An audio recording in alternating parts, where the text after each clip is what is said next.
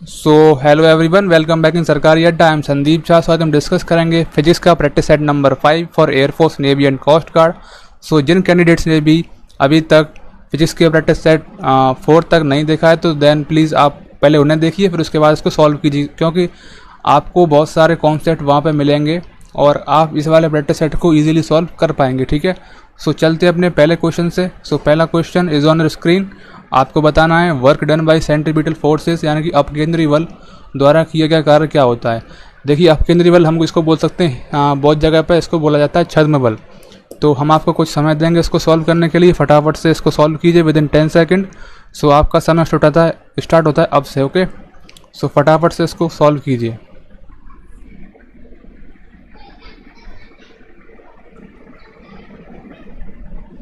Okay, so times up. देखिए, question में बात की गई है हमारा सेंट्रीपिटल फोर्स की, यानी कि अपकेंद्री बल। देखिए, हमने पढ़ा था भाई 12th में, जो अपकेंद्री बल होता है वो वास्तव में कोई बल नहीं होता है। अगर मान लो कोई भी पिंड अगर वृत्तीय पथ में घूम रहा है, ठीक है, तो जो पिंड के अंदर कोई भी वस्तु होगी या फिर कुछ भी होगा, उसके अंदर जो भी होगा उसको एक फोर्स फील होगा, यानी कि उसको एक जो बल है उसकी अनुभूति होगी। तो जो उसका जो डायरेक्शन होगा वो इसके बिल्कुल अपोजिट होगा। ठीक है, तो हम इसको ले लेते हैं कि ये वास्तव में कोई बल नहीं होता, लेकिन हम इसको मानते हैं बल, क्योंकि ये लगता है जो उसके अंदर रहती है। मान लो कोई चीज़ घूम रही है, उसके अंदर कोई भी पिंड है, उसके ऊपर लगता है ये वाला बल। सो वास्तव में कोई बल नहीं है। तो अगर हमें पता है कार्य क्या होता है, कार्य होता है हमारा एफ इन डॉट एस, यानी कि एफ एस कॉस थीटा।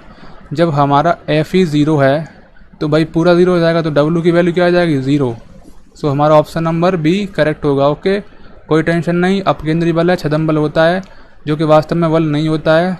ठीक है, सो क्वेश्चन नंबर 2, चलिए फटाफट से इसको पढ़िए। इसमें दिया हुआ है a ball is dropped freely from certain height, मतलब एक कोई गेंद है कुछ ऊंचाई से, तो मतलब फ्रीली इसको छोड़ दिया गया है, of distance travelled by it in 3rd and 5th second. जो बोल रहा है भाई, इसके द्वारा चली गई 3रे व 5वें सेकंडों में दूरी का अनुपात क्या होगा।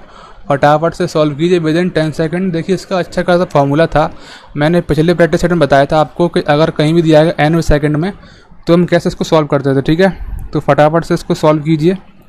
Okay, so times up. देखिए, जो फॉर्मूला होता था, अगर मान लो कोई गेंद, अगर मान लो कुछ भी हो, अगर उसका हमें निकालना है n सेकंड में दूरी, nवें सेकंड में दूरी, तो इसका फॉर्मूला होता था भाई s इज इक्वल टू होता था हमारे पास 1/2 g इंटू 2n-1।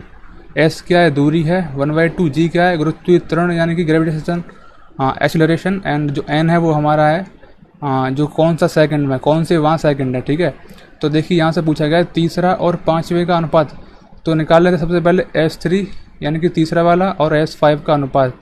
तो भाई क्या होगा, 1/2 इंटू जी, 2 इंटू क्या आ जाएगा 3, क्योंकि n की वैल्यू क्या है 3, -1/2 जी, 2 इंटू 5 -1, तो 1/2 से 1/2 कैंसिल, जी से जी कैंसिल, तो बचता क्या हमारे पास S3/S5 की जो वैल्यू है 2 इंटू 3 इनके 6 -1 5 अपॉन 2 इंटू 6 2 इंटू 5 10 -1 9। सो हमारा जो रेशियो आएगा वो आएगा 5:9। सो देखते हैं कौन सा ऑप्शन हमारा राइट है। सो ऑप्शन नंबर हमारा डी इज़ राइट। ओके, सो काफ़ी इजी क्वेश्चन था, ये वाला कॉन्सेप्ट है, प्लीज़ इसको याद रखना। मैं इसको पहले भी बता चुका हूँ पहले प्रैक्टिस सेट्स में, तो आई थिंक आपको वो वाले देखने चाहिए प्रैक्टिस सेट। चलो कोई नहीं। ओके, सो बस इसको याद रखना, ये वाला फॉर्मूला है। सो क्वेश्चन नंबर 3 आपकी स्क्रीन पर बताना है आपको, which among the following is false about viscosity, यानी कि जो श्यानता के बारे में निम्नलिखित में से कौन सा जो वाक्य स्टेटमेंट है वो गलत है। नीचे 4 ऑप्शन दिए हैं आपके पास, फटाफट से पढ़िए और 10 सेकंड में इसका आंसर दीजिए। देखिए, विस्कोसिटी के बहुत सारे कॉन्सेप्ट बताए थे पिछले प्रैक्टिस सेट्स में, बस उसी से क्वेश्चन है ये वाला। ठीक है, तो टाइम सब देखिए, चलते पहले क्वेश्चन, जो हमारा पहला ऑप्शन है वो देखते हैं क्या है। Viscosity of gases is less than that of liquid, जो गैसों की श्यानता होती है द्रवों में कम होती है। सही है भाई ये वाला। तो अब देखते हैं ये वाला, देखते हैं viscosity of gases increase with rise in temperature, जो तापमान में वृद्धि के साथ गैसों की श्यानता बढ़ती है, ये भी सही है हमारा। अब देखते हैं viscosity of liquid decrease with rise in temperature, जो मतलब तापमान में वृद्धि के साथ द्रव्यों की श्यानता घटती है, ये भी सही है। अब देखते हैं चौथा ऑप्शन में क्या है, दबाव में वृद्धि के साथ द्रव्यों की श्यानता घटती है, यानी कि viscosity of liquid decrease with increase in pressure. भाई ये तो गलत है, दबाव में वृद्धि के साथ द्रव्यों की श्यानता घटती कहाँ है, बढ़ती है। तो यानी कि ये वाला हमारा ऑप्शन गलत है, यानी कि ये वाला ऑप्शन हमारा राइट होगा। ठीक है, पूछा गया है असत्य कौन सा है, फॉल्स कौन सा है, तो हमारा फॉल्स होगा ऑप्शन नंबर डी। ठीक है, so question number 4। Okay, so question number 4 आपको पढ़ना है फटाफट से इसको। इसमें दिया गया है अ ट्रक ऑफ मास 100 kg, एक हमारा एक ट्रक है, उसका जो मास है यानी कि द्रव्यमान है वो 1000 किलोग्राम है। अब क्या कह रहा है, moving at a speed of 20 metre per second is braked suddenly with a braking force of 5000 newton. जो हमारा 1000 किलोग्राम का द्रव्यमान वाला एक ट्रक है जो 20 मीटर पर सेकंड की गति से चल रहा है, उसने क्या किया, अकस्मात उसने ब्रेक लगाई। भाई उसने ब्रेक लगाई कितने की, 5000 न्यूटन की ब्रेक लगा दी। ठीक है, यानी कि उसमें इतना बल आरोपित हुआ ब्रेक के कारण।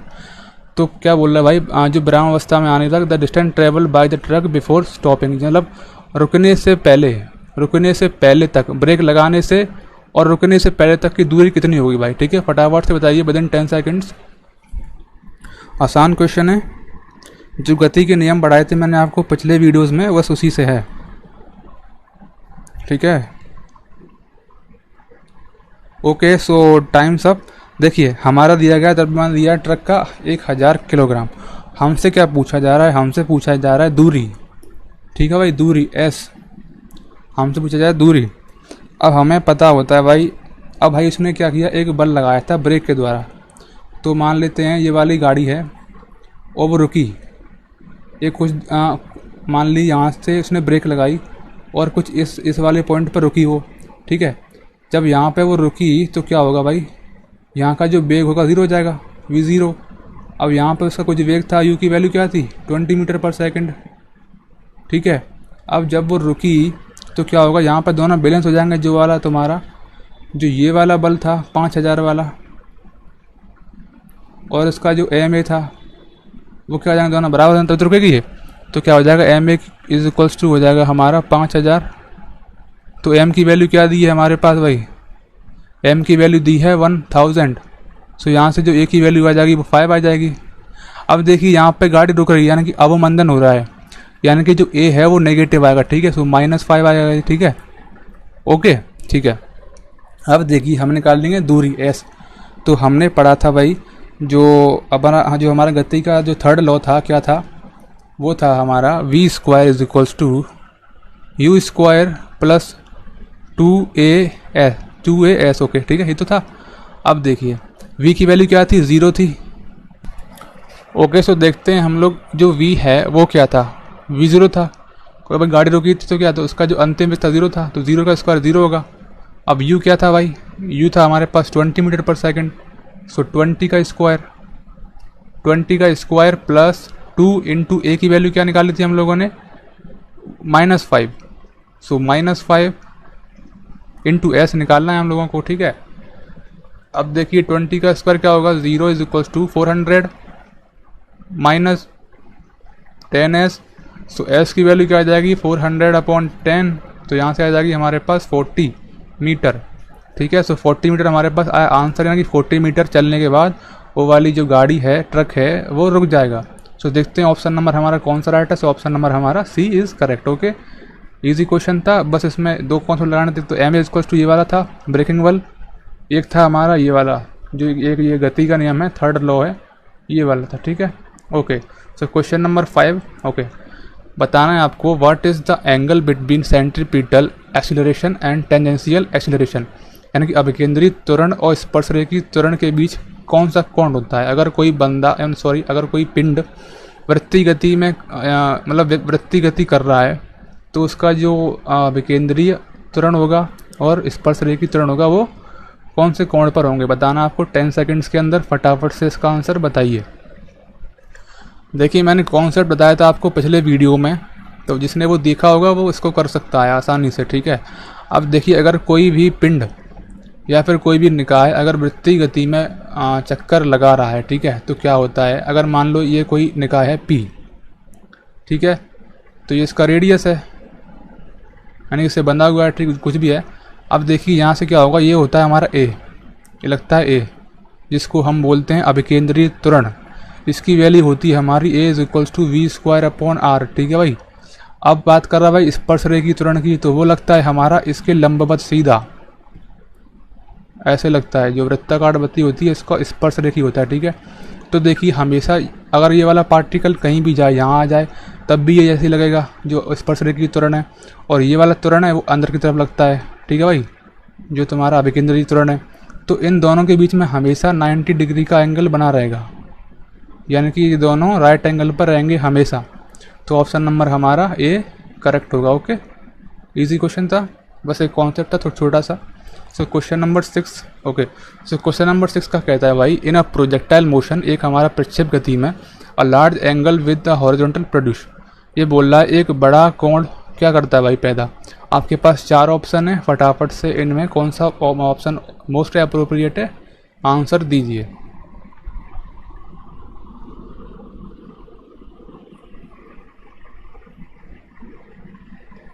ओके, टाइम सब देखिए, ये आपके लिए है होमवर्क, क्योंकि ये आसान क्वेश्चन है, सिर्फ एक फॉर्मूले से होना है इसको।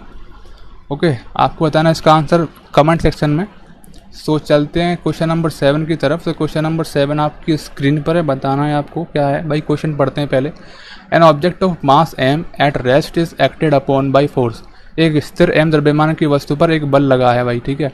The viscosity time velocity time graph क्या है, जो वेलोसिटी है वो वाई एक्सिस पर है, और जो आपका जो टाइम है वो एक्स एक्सिस पर है, ठीक है। ये वेलोसिटी है, ये टाइम है, ये बोला है, ठीक है। अब क्या बोल रहा है भाई, इस found straight line origin and including x, ठीक है। अब जो इसका स्लोप है वो सी दिया हुआ है, इसका जो स्लोप है वो सी दिया हुआ है, ठीक है। अब बताना क्या, आपको बताना है फोर्स। देखिए क्वेश्चन में गिवन नहीं है, लेकिन जो फोर्स है जिस पे अप्लाई हो रहा है आपको बताना है फोर्स, ठीक है। आपके पास 10 सेकेंड है, फटाफट से इसको सॉल्व कीजिए। कुछ नहीं है भाई, सिर्फ फोर्स का फॉर्मूला अप्लाई करना है बस, और कुछ नहीं करना है। ओके, सो टाइम सब देखिए, फर्स्ट ऑफ ऑल हम बात करेंगे, हमें पता होता है भाई जो हमारा ए होता है, ए। अब बताइए सबसे पहले जो वी और टी का जो ग्राफ शो करता है कि स्ट्रेट लाइन, वो क्या होती है, वो हमारा होता है एक्सीलरेशन, यानी कि त्वरण होता है। तो हमारा ए क्या होगा, सी, जो कि हमारा क्या है, वी अपॉन टी, ठीक है भाई। ये वाला जो ग्राफ है वो रिप्रेजेंट करेगा, जो स्ट्रेट लाइन जा रही है सी, वो रिप्रेजेंट करेगी ए को, यानी कि त्वरण को, क्योंकि यहाँ पे क्या होता है वी और टी है। हमें पता होता है कि भाई वेग में परिवर्तन की दर तो होती है हमारी त्वरण। सो चलिए हमें पता होता है फोर्स का formula f is equals to m into a, ठीक है। किसी उसका द्रव्यमान एम होगा, द्रव्यमान एम दिया ही है, एक स्तर है, ठीक है। सो फोर्स का जो वैल्यू होगी ए की वैल्यू क्या थी, एफ सी। सो एफ की जो वैल्यू आएगी एम सी आएगी, ठीक है, एम सी। देखिए थोड़ा सा मजाकिया शब्द है एम सी, लेकिन भाई ऑप्शन देखते हैं कौन सा है। Option number C, M C. M C को हम लोग गाली भी देते हैं एम सी, बट वो नहीं है यहाँ पे। So question number 8। Okay, so question number 8 में आपको दिया गया है क्वेश्चन है, a seasoned cricketer draw in his hand backward in acting of catching a ball, it hurt the hand less because this. एक अनुभवी क्रिकेटर जो होता है, एक गेंद जब पकड़ता है तो अपने जो हाथों को थोड़ा सा पीछे खींच लेता है। अब आपने क्रिकेट तो देखा ही होगा, क्रिकेट में क्या होता है, जब भी कोई मान लो क्रिकेटर या फिर फील्डर होता है जो कैच पकड़ता है, तो अपने हाथों को पीछे की तरफ कर लेता है। क्यों करता है भाई, फटाफट से ऑप्शन पढ़िए, आंसर ठोकिए। काफ़ी इजी क्वेश्चन है भाई। ओके, सो देखिए इसमें ऑप्शन नंबर हमारा सी राइट होगा। क्यों होगा, जो इसमें बताया गया भाई, जब पीछे क्यों करता है, जिससे रोकने के लिए समयांतराल को अधिक करता है। क्यों करता है अधिक, जिससे उसका जो आवेग है वो कम हो जाता है, ठीक है भाई। आवेग मतलब इम्पल्स जो होता है वो क्या हो जाता है, कम हो जाता है। उससे क्या होता है, उसको चोट कम लगती है, ठीक है। सो इसका आंसर होगा रोकने के लिए समयांतराल को अधिक करता है, जो make the time interval for stopping more, ठीक है। जिससे क्या होगा, आवेग हमारा हो जाएगा कम, ठीक है। So question number 9 is on the screen. बताना है आपको which following is not a force. इन चारों में से कौन सा बल नहीं है, ठीक है। तो आपके पास 10 सेकंड है, फटाफट से इसको सॉल्व कीजिए।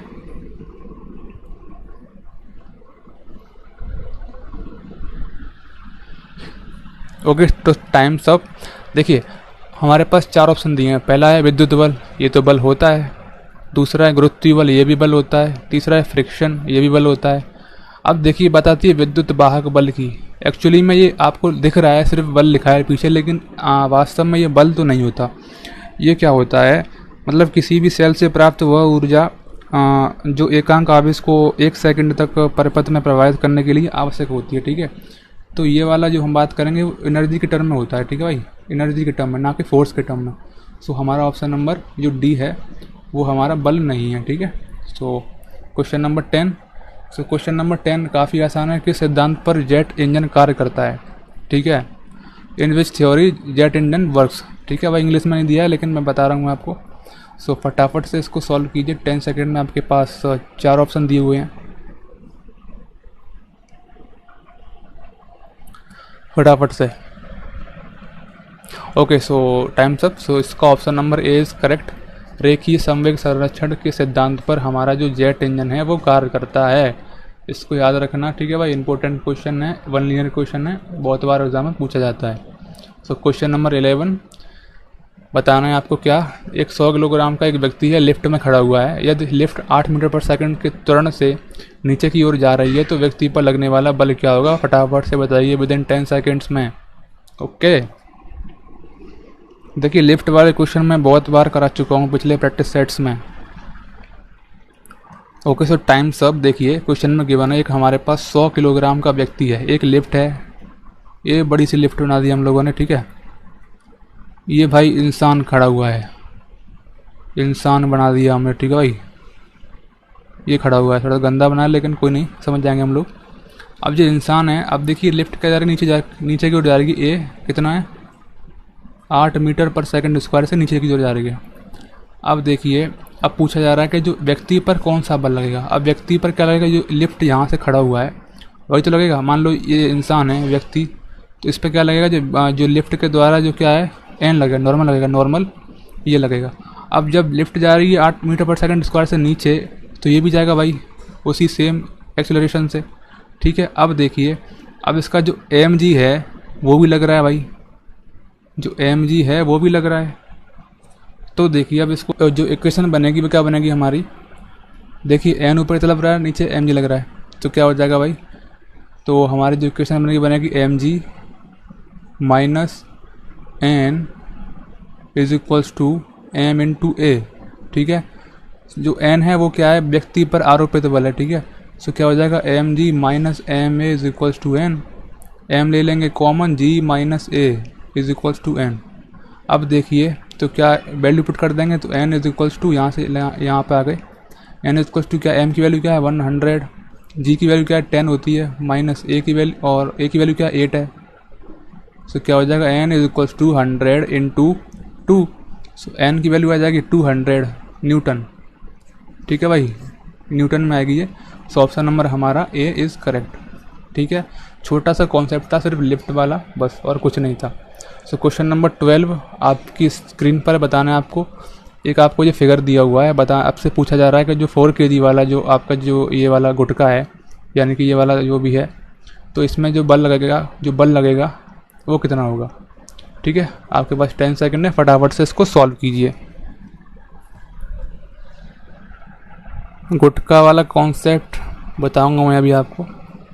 देखिए हमारे पास अगर इस टाइप से क्वेश्चन कभी भी आ जाए कुछ एग्ज़ाम में, तो क्या करते? सबसे पहले निकालते हैं हम ए निकालते हैं। ए क्या होगा भाई? हमें पता होता है F is equals to M A होता है। ठीक है, ए क्या हो जाएगा? F upon M. जो यहाँ पे जो एम होगा वो क्या होगा? दोनों का होगा, इसका प्लस इसका। तो यहाँ से ए क्या आ जाएगा? 5 एफ दिया हुआ है यानी कि न्यूटन में, अपॉन एम क्या हो जाएगा? 6 + 4। तो यहाँ से क्या आ जाएगा? 5 अपॉन 10 यानी कि 0.5 मीटर पर सेकंड स्क्वायर। ये हमारा आ गया एक्सेलरेशन यानी कि त्वरण। अब निकालना क्या है हम लोग को? अब हमें निकालना है जो 4 किलोग्राम पर जो बल लग रहा है वो कितना होगा, यानी कि हल्का द्रव्यमान कौन सा है? 4 किलोग्राम वाला। तो वो क्या होगा? F is equals to m into a. अब ए कौन सा लिया था? ये वाला। एम कितना है? 4 इंटू 0.5, तो हमारा आ जाएगा यहाँ पे 2 न्यूटन। ओके, सो ऑप्शन नंबर हमारा राइट होगा, ऑप्शन नंबर सी। ठीक है, बस आपको इस टाइप क्वेश्चन कहीं दिख जाए, सबसे पहले ए निकालना है, और पूरे निकाय का यानी कि पूरी बॉडी का निकालना है ए, एफ अपॉन टोटल मास। ठीक है, so question number 13 is on screen. बताना है आपको wheels of a moving cycle, जो चलती हुई साइकिल का पहिया क्या करता है भाई। आपके पास 4 ऑप्शन है, फटाफट से इसके आंसर दीजिए। जो चलती हुई जो गाड़ी है, साइकिल का पहिया है, वो कौन सी गति करता है। ठीक है, सो टाइम सब देखिए, चलती हुई गाड़ी का पहिया कैसे करता है। देखिए सबसे पहली बात तो वो घूमता है, अपने अक्ष पर घूमता भी है। ठीक है भाई, और क्या करता है, और जो पथ है उस पर चलता भी है। ठीक है, चलता नहीं चलता, तो क्या होगा, ये एक तो ये घूम भी रहा है और एक चल भी रहा है, तो यानी कि जो घूर्णन एवं स्थानांतरण गति दोनों कर रहा है। सो ऑप्शन नंबर ए हमारा करेक्ट होगा। ओके, इजी क्वेश्चन था। सो क्वेश्चन नंबर 14, क्वेश्चन नंबर 14 आपकी स्क्रीन पर है। बताना है आपको, एक पार्टिकल है इज थ्रोन वर्टिकली, हमने ऊपर की तरफ कोई पार्टिकल फेंका है। When it reaches the highest point, जब वो अपने उच्चतम बिंदु पर पहुंच जाएगा, यहाँ से वो लौटेगा, तो क्या होगा। अब नीचे तुरंत दिया है और वेग दिया है। बताना है आपको फटाफट से कौन सा ऑप्शन राइट है with in 10 seconds.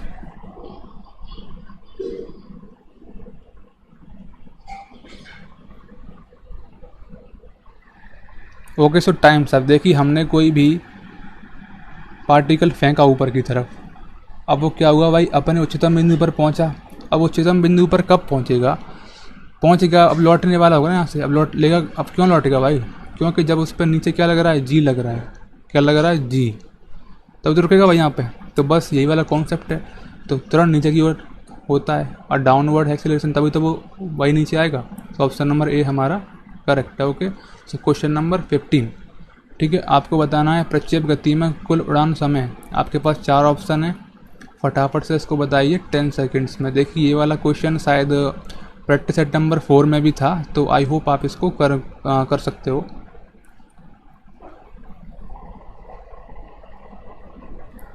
Okay, so time सब देखिए, यहाँ पूछा गया है जो टोटल फ्लाइट टाइम है, यानी कि कुल उड़ान समय। अब हमें पता होता है भाई, किसी भी प्रक्षेप गति में जो कुल उड़ान समय होता है वो होता है t is equals to 2u sine theta upon g, यही तो होता है। अब देखिए हमें पूछा क्या गया है। अब सबसे पहला ऑप्शन क्या है, अधिकतम ऊंचाई तक पहुंचने के लिए समय कौन सा होगा। देखिए सबसे पहले देखिए, मान लो कोई भी हमारे पास पार्टिकल हमने थ्रो किया, फेंका, तो इस टाइप से गिरा। अब यहाँ पे जो उच्चतम बिंदु है उस तक पहुँचने में उसको कितना समय लगेगा, उसको लगेगा इसका हाफ, यानी कि u साइन थीटा अपॉन जी। तो जब इसमें क्या कह रहा है, अधिकतम ऊंचाई तक पहुँचने के लिए लगे समय का समतुल्य भाई बराबर कहाँ है, तो दुगना है इसके, यानी कि ये गलत है। अब देखते हैं ऑप्शन नंबर बी, अधिकतम ऊंचाई तक पहुँचने के लिए लगने वाले समय के तिगुना। भाई तिगुना भी नहीं है, दुगुना है, ये तो रॉन्ग। इसमें का 4 गुना कह रहा है, यानी कि ये भी गलत है। अब देखिए क्या कह रहा है, अधिकतम ऊंचाई तक पहुँचने के लिए लगे समय का दुगना, ये सही है, से दुगना है भाई इससे। सो ऑप्शन नंबर हमारा D is correct. So question number 16 आपकी स्क्रीन पर बताना आपको, एक तो फायरिंग है, उसके बाद मतलब फायरिंग करने के बाद वो पीछे की उठती है। Why does a cannon recoil after firing. आपके पास 10 सेकेंड है, काफ़ी इजी क्वेश्चन है, सबको पता है भाई पीछे क्यों उठती है। जब हम बंदूक को चलाते हैं तो आपका जो हाथ है वो पीछे की ओर झटका क्यों लेता है, सबको पता है। ओके, सो टाइम सब। सो ये जो है सबको पता है, काफ़ी इजी क्वेश्चन है। सो इसका न्यूटन का थर्ड लॉ, अब बता देते हैं न्यूटन का थर्ड लॉ क्या कहता है। न्यूटन्स थर्ड लॉ हमसे ये कहता है, अगर हम कोई भी क्रिया करते हैं तो उसके विपरीत प्रतिक्रिया भी होती है। अगर हमने दीवार में घूंसा मारा, ठीक है, तो भाई दीवार भी आप पर बल आरोपित करेगी उतना ही बराबर। जब हम चलते हैं ज़मीन पर, तो जब हम चलते हैं यानी कि चलते हैं पैरों से, तो जो पैर हमारे इस पर बल लगाते हैं उतना ही बल धरती हमारे पैरों पर लगाती है, तब हम चल पाते हैं। ठीक है भाई, और चलते किस कारण है, फ्रिक्शन के कारण, यानी घर्षण के कारण। ठीक है भाई, सो चलते हैं क्वेश्चन नंबर 17। क्वेश्चन नंबर 17 आपकी स्क्रीन पर बताना है आपको, what does the slope of a velocity time graph. एक जो वेग समय ग्राफ होता है उसके जो स्लोप होती है, ढलान होता है, वो क्या दर्शाता है। आपके पास 10 सेकेंड है, फटाफट से इसको बताइए। वेग समय ग्राफ इतनी बार बताया भाई, इतनी बार, बहुत बार बताया आपको। ठीक है, तो टाइम सब। अब देखिए ये हमारे पास वेग समय का ग्राफ है, इसकी स्लोप है ये m। अभी इससे पहले क्वेश्चन भी आया था भाई इसी टाइप का, तो हमने इसको क्या लिया था, हमें पता होता है जो a होता है यानी कि त्वरण होता है, क्या होता है, dv/dt, यानी कि वेग में परिवर्तन की दर हमारी कहलाती थी क्या, त्वरण। तो बस यही है जिसकी स्लोप क्या है, ये तो होगी m की dv/dt। तो बस भाई जो m हमारा किसके तुल्य, a के तुल्य, यानी कि त्वरण के तुल्य। तो यहाँ से क्या आ जाएगा, त्वरण ए। तो option number A is right. Okay so question number 18 is on your screen. बताना है आपको the weight of a body at the centre of earth. जो किसी पिंड का जो वजन है पृथ्वी के केंद्र में कितना होता है, फटाफट से बताइए विद इन 10 सेकेंड्स। ये क्वेश्चन इतनी बार बताया मैंने आपको भाई, किसी भी पिंड यानी किसी भी द्रव्यमान को अगर हम जब पृथ्वी के केंद्र पर ले जाएंगे तो उसका जो द्रव्यमान होगा वो हमारा ज़ीरो हो जाएगा भाई। तो उसका भार है वो ज़ीरो हो जाता है, ठीक है। So option number D is right. Okay so question number 19 आपको बताना the value of acceleration due to gravity g at the distance of 2r from the surface of a earth where r is the radius of earth. पृथ्वी की सतह से 2r की दूरी पर गुरुत्वीकरण जी के कारण त्वरण क्या होगा भाई। अगर हम किसी भी बॉडी को पृथ्वी की सतह से 2r दूरी पर ले जाएं तो भाई उसका जो जी का वैल्यू होगा क्या होगा, ठीक है। फटाफट से बताइए विद इन 10 सेकेंड। छोटा सा फॉर्मूला होता है इसका, बस उसी से इसको सॉल्व करना है।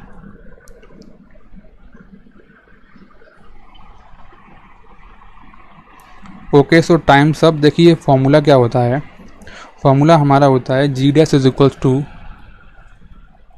जी upon 1 plus h upon r e. R e जो होता है वो क्या होता है हमारा पृथ्वी की त्रिज्या का होल स्क्वायर, ठीक है। तो बस इसमें वैल्यू पुट करनी है। तो जी की वैल्यू जी होती है 1 प्लस एच की वैल्यू क्या है 2r अपॉन आर ई का होल स्क्वायर। इससे ये कैंसिल, तो क्या बचेगा नीचे g dash is equals to g upon 3 का square 9, so g upon 9। Option number हमारा सी इज़ राइट। ओके ये वाला फॉर्मूला है, इंपॉर्टेंट है, याद रखना है इसको। सो क्वेश्चन नंबर आपका 20 बताना है आपको जो the spring balance work on the principle of. जो कमानी तुला होती है वो किसके सिद्धांत पर काम करती है। विद इन 10 सेकेंड्स आपको बताना है इसका आंसर। फटाफट से इसका आंसर बताइए 10 सेकेंड्स में। जिसको हुक लॉ पता है, Hooke law, Boyle law, Bernoulli या पास्कल बता सकता है इसको। देखिए कमानी लॉ में जो हमारा जो लॉ काम करता है वो होता है हमारा Hooke law, hooks law. Okay अब देखिए हुक्स लॉ क्या कहता है। हुक्स लॉ कहता है अगर कोई प्रतिबल है, प्रतिबल वो क्या होगा हमारा अनुक्रमानुपाती होगा, यानी कि प्रोपोर्शनल होगा डायरेक्टली विकृति के, ठीक है भाई। बस ये वाला लॉ कहता है। तो बस यही वाला तो यूज़ होता है हमारा कमानी में। जो हमारी कमानी क्या होती है तो उसका फॉर्मूला होता है F is equals to K X होता है, F is equal to minus K X. तो बस यही तो फॉर्मूला अप्लाई हो रहा है। प्रतिबल एफ हो गया, एक्स हमारा विकृति हो गई, ओके हमारा कांस्टेंट, यानी कि इसको उठाते हैं तो एक कांस्टेंट आता है, ठीक है। सो ऑप्शन नंबर हमारा B is right, Hooke's law. Okay so thank you so much for watching this video and भाई जिसको अच्छा लगा हो प्लीज़ इसको लाइक कर दीजिए। अगर आप चैनल पर नए हो तो प्लीज़ सब्सक्राइब कर दीजिए और अपने जो दोस्त हैं उनको शेयर कर दीजिए। सो गॉड ब्लेस यू ऑल, बने रहिए हमारे चैनल के साथ। Thank you so much.